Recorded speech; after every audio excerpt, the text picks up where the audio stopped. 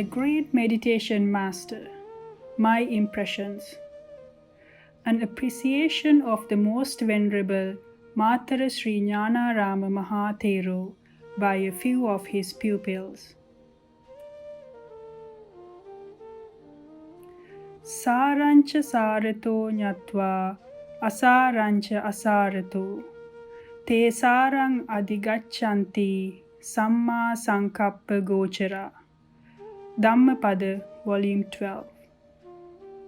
Those who know the piti to be of pith, and the pithless as devoid of pith, nursing right thought to go therewith, they in due time arrive at the pith, a majestic tree of merit.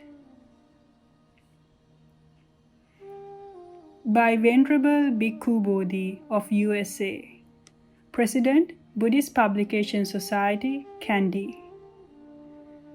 The first time I met with Venerable Matara Sri Nanarama Maha Thera was in June 1982. A few weeks after I had returned to Sri Lanka after living for the previous 5 years as a bhikkhu in the United States. My feelings as I approached this meeting wavered between excitement and trepidation, between joy and worry. I had long known of Venerable Nanarama's reputation as the abbot and meditation master of the Mithirigala Nissarana Vanaya hermitage, and as I set forth on my trip to the monastery, it was precisely that reputation that accounted for the tug of war being wagged in my mind.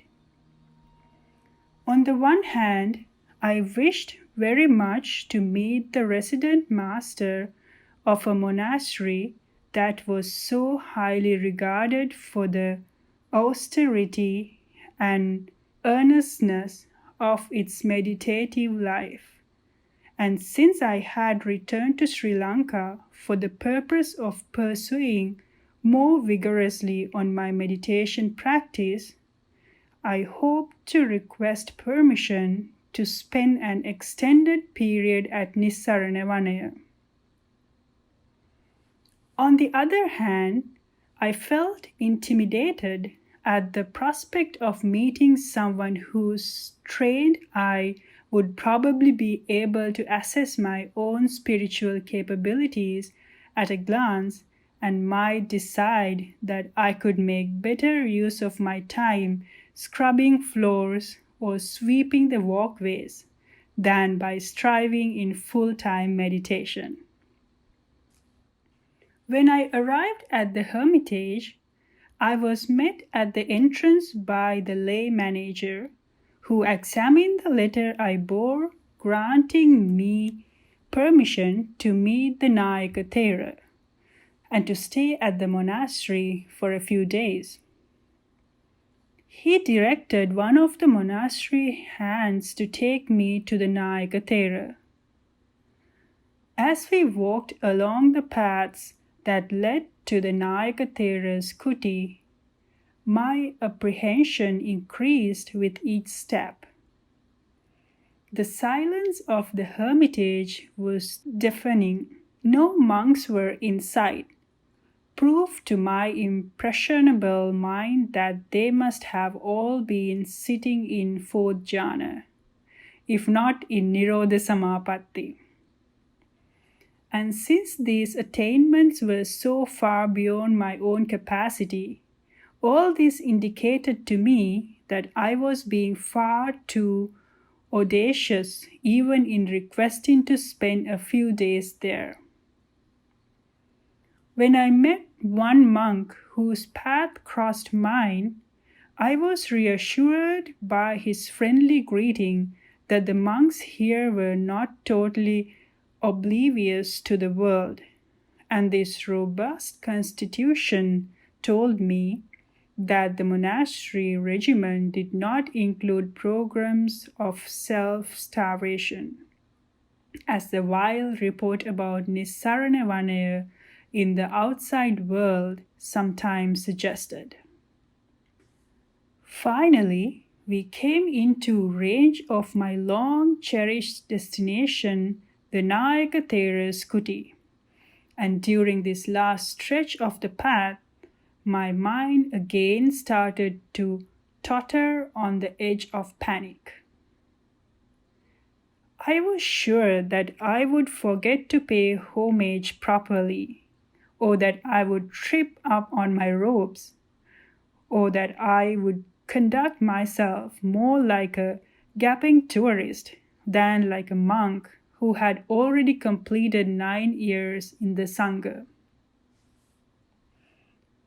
When we arrived at the kuti itself, I could see, sitting on the cushioned stone seat at the far end of the enclosed walkway, an elderly monk of solid deportment and dignified appearance, whom I knew immediately to be the Venerable Nanarama Maha Thera. He was speaking to a younger monk, apparently in his mid-40s, who held his hand out in a respectful manner as he conversed with his superior. This, I subsequently learned, was Venerable Kenyanananda, whose writing I had long known and admired even from my first days as a monk. Both had been expecting my arrival and greeted me graciously. When approached Venerable Nanarama and paid respect to him, all my previous worries fell away immediately. True, I stumbled over the formulas, those of the set to which Nissarana Vanaya belongs being slightly different from those of the sections into which I was ordained. But far from feeling myself enter the censorious glare of a stern ascetic, as I had feared so much, I felt myself instantly bask in a warm and uplifting radiance. It seemed to me as if right there, in the stripped-down simplicity of his stone kuti, I had entered a spacious and comfortable living room, and the stone walkway upon which I took my seat, with only a coir mat for padding, felt like a soft armchair. This sudden and unexpected transformation of my subjective feelings in the presence of the Venerable Nanarama I attribute, in retrospect, to the wealth of elevated human qualities with which the Nayaka Thera was so abundantly endowed. What struck me so strongly, in particular, at this first meeting was the felicitous blend which the Nayaka Thera had achieved between the first 3 of the 4 Brahmaviharas, the divine abodes of loving kindness, compassion, and altruistic joy.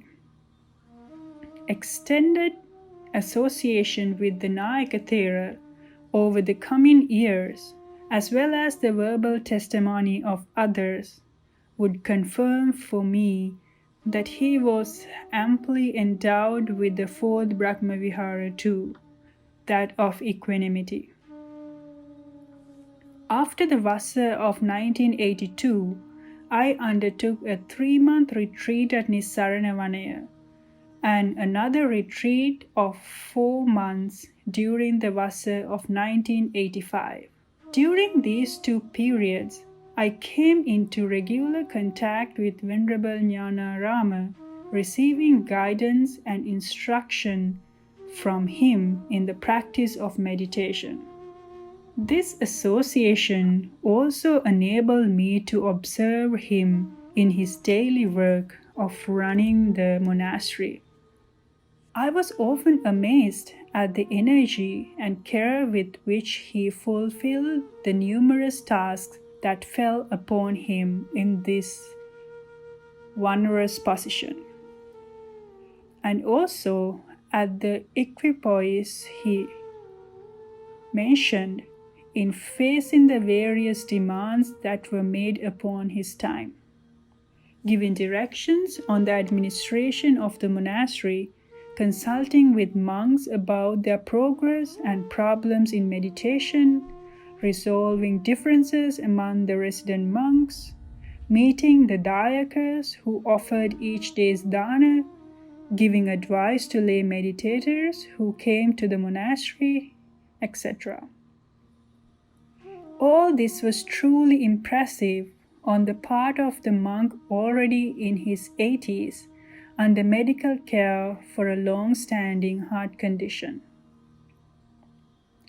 My acquaintance with Venerable Nanarama Maha Thera and my observation of him in his several roles had an important impact on my life by verifying in my mind the compatibility, in fact, at the highest level, the inseparable correlation of two Buddhist virtues that are often thought to pull in opposite directions.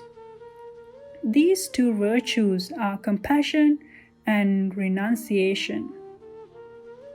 Both virtues are central to the Buddhist path. Both emerge as primary elements of significance in the Buddha's own enlightenment. Yet commonly today, in the thinking of many sincere Buddhist practitioners, the two qualities are believed to make incompatible demands upon the disciple. Thus, in present day Buddhist circles, it is often maintained that to follow the decrees of compassion, to seek to be of service to one's fellow human beings, one must be prepared to relinquish solitude in order to enter into the midst of society, to abandon a life of contemplation in order to engage in a life of socially beneficial activity, to leave the silence of the forest in order to move in the turmoil of the towns and cities, to forego the stilling of the mind in order to equip oneself with the reams of information necessary to be socially responsible citizen. In contrast to the path of social service, it is held the path of renunciation leads to a drying up of the springs of compassion, a cutting off of one's accessibility to others, a defection from responsiveness to the crying needs of the greater world. Such modes of thought have been penetrated the walls of our monasteries. Hence many of the younger bhikkhus, sensitive to the plight of their fellows in this age of social and economic upheaval, wishing to make their lives as monks beneficial to others in a more meaningful way than the mere performance of traditional roles allow, have sought to redefine the principles of Buddhist monastic life in a way that will accommodate the new concerns. Thus, in many cases, they have chosen to leave aside the path of radical renunciation, strict self-discipline, detachment, and inner development stressed so often by the Buddha as the special burden of the monastic calling. Instead, they have opted to reinterpret the Buddha's charge to the Sangha to lead the holy life for the welfare and happiness of the many folk. as a call to social service and external activity. A call that required them to leave the solitude and silence of the hermitage and mingle with the masses, sometimes in ways which involve serious compromises with the rules of monastic discipline and sacrifice of its essential spirit. The personality of Venerable Matara Sri Nanarama Maha Thera stands before us in memory as a towering demonstration that the two ideals of renunciation and compassionate activity, far from being irreconcilably opposed to each other, are at root conjoined, and that the development of the one reinforces the other in its deeper, truer, more abiding spiritual dimension. For compassion, at its highest, must be grounded upon renunciation, and to fulfill its inherent aim of removing the suffering of others, must in turn issue in renunciation. The highest expression of compassion in the context of Buddhist understanding is to show others the path that leads to final deliverance from suffering, the path that has been trodden, realized and proclaimed in all its perfection by a fully enlightened one. It is the teaching of this path and concrete guidance in the walking of it that alone offers the medicine that can heal the malady of suffering at its innermost roots. All other attempts to bring relief from suffering, though good and necessary in their place, will necessarily strike only at temporary manifestation of suffering, at the symptoms of the malady rather than its roots.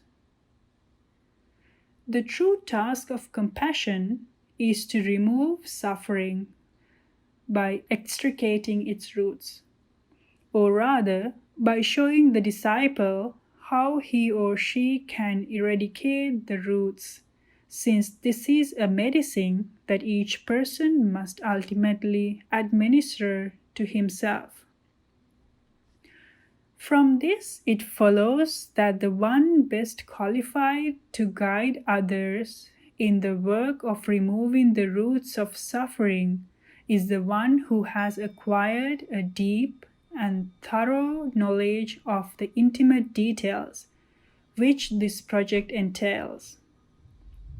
Such a knowledge cannot be solely intellectual, obtained only by study and reflection. It calls for profound practical experience, direct confrontation with the challenge of subduing the defilements of the mind and of penetrating by insight into a real nature of phenomena. Progress in this undertaking cannot be bought at an easy price. It requires a basis of firm renunciation, the careful guarding of moral discipline, an ardent endeavor in the work of meditative development, the cultivation of serenity, samatha, and insight, vipassana. In the person of Venerable Nanarama Thera, we see one who, stirred by Buddha's message of deliverance, has heeded the Master's call and submitted himself humbly to this training. As a youth, out of faith in noble Dhamma, he went forth from the household life into homelessness. Having thoroughly studied the Dhamma and Vinaya, he achieved mastery of the Buddhist scriptures and fluency in the scriptural languages, Pali and Sanskrit. Yet, though he had become a respected scholar and a teacher, he did not remain content with intellectual knowledge, but sought to transform what he had embedded intellectually into living personal experience. Thus, in his mature years as a monk, at an age when many other Theras would have remained satisfied with a secure position in the temple, he undertook a second going forth, leaving behind the familiar world of the temple and the honor that was his due for the uncertain challenges of a forest dweller.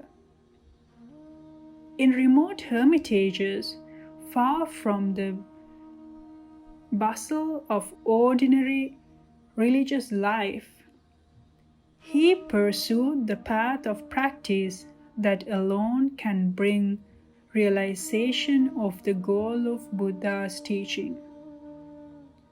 Having established himself well in the practice and inherited the oral instructions from both Sri Lankan and Burmese meditation traditions, in the last phase of his life, he sought to share the fruits of his endeavors with others. As the abbot and meditation master of the Nissarana Vanaya hermitage from 1967 until his passing away in April 1992, he extended the helping hand of the true Dhamma to others, out of compassion, offering them guidance along the difficult but sure path that leads out from the suffering of samsara to the blissful peace of Nibbana. Through his teachings, his wise guidance, his stable and benign presence, Venerable Nanarama Thera touched and transformed the lives of many who came into contact with him, monks and lay people, Sri Lankans and Westerners. Through his writings, of which it is hoped that more will be translated into English, he will continue to guide others along the path of meditation. For those of us who knew him and had the benefit of his guidance, his inspiring personality remains before our inner eye as a lofty example of the stature we can reach by earnest practice of the Dhamma.